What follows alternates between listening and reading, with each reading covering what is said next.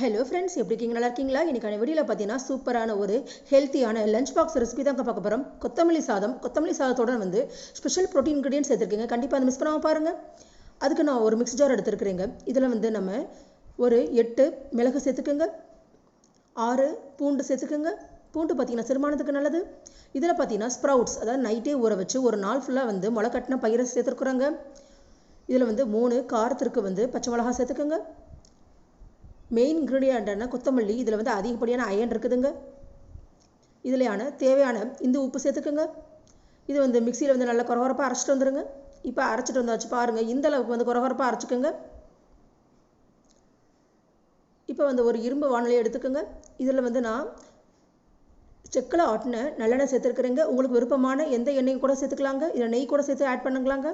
இப்போ வந்து எண்ணெய் நல்லா காஞ்சிருச்சு. இந்த சமயத்தில் நம்ம வந்து கடுகு சேர்த்துக்கலாம். கடுகு நல்லா வந்து எண்ணெய் பொரிஞ்சதுக்கப்புறம் போடுங்க. இப்போ வந்து நம்ம கருவேப்பிலை சேர்த்துக்கலாங்க.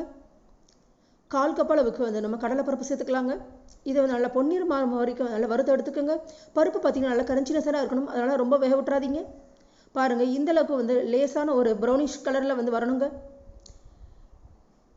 இந்த சமயத்தில் நம்ம வந்து அரைத்து வைத்த கொத்தமல்லியோடைய பேஸ்ட்டை வந்து இதில் சேர்த்துக்கலாங்க.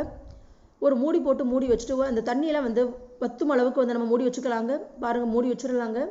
பாருங்கள், ஓரளவுக்கு வந்து தண்ணி வந்து வத்திருச்சு. இன்னும் கொஞ்சம் வந்து வத்தும் அளவுக்கு வந்து நம்ம மூடி வச்சுக்கலாங்க. அப்போ தான் வந்து மதியானம் வந்து நம்ம சாப்பிடும் போது ரொம்ப தண்ணியாக இருக்காதுங்க. பாருங்கள், கொத்தமல்லி வந்து ஃபுல் அண்ட் ஃபுல் வந்து தண்ணியெல்லாம் ட்ரை ஆயிடுச்சு. இப்போ இந்த சமயத்தில் வந்து நம்ம ஃப்ளேமை ஆஃப் பண்ணிக்கலாம்.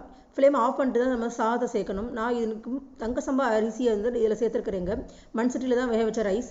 எந்த ஒரு சாதம் செய்கிறோன்னா குக்கரில் செய்யாமல் இது மாதிரி மண் சட்டியில் செஞ்சிங்கன்னா சாதம் மத்தியானம் வரைக்கும் வந்து பொலன்னு இருக்கும், சாஃப்டாகவும் இருக்கும், குழந்தைங்களுக்கு சாப்பிட்றதுக்கு ஈஸியாக இருக்கும். நீங்கள் குக்கர்லலாம் சமைச்சிங்கன்னா மத்தியானத்துக்குள்ளே அது வந்து கொலகொலப்பாயிரும்.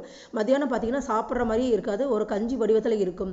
இது மாதிரி வந்து மண் சட்டியில் சமைச்சு நம்ம இது மாதிரி வந்து சத்தான கொத்தமல்லி சாதத்தை வந்து நம்ம ஸ்ப்ரவுட்ஸோடு வந்து பண்ணிங்கன்னா ப்ரோட்டீன் ப்ளஸ் அயன் கிடைக்குங்க. ஓகே ஃப்ரெண்ட்ஸ், இந்த வீடியோ பிடிச்சிருந்தா லைக் பண்ணுங்கள்.